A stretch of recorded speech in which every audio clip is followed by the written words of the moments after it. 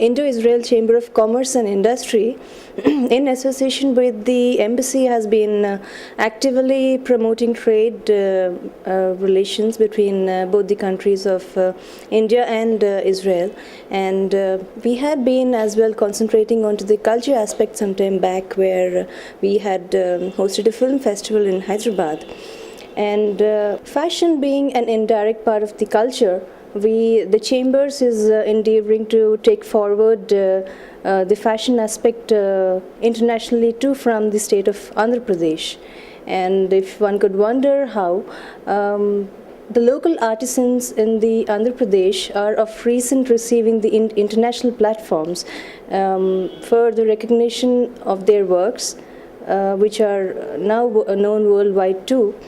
We wish to host a show at the Israel, where we have the local art of the village artisans, like the raw materials designed by them, like the Pochimpalli and others, which are actually traditionally designed here, where we could showcase them onto the Israeli models designed into westernized concepts, which firstly we would showcase them into Israel onto the models as a delegation with the association of Ministry of Culture and others. And not directly, might be through Israel, we could reach out the market to the US and the Europe and other related countries.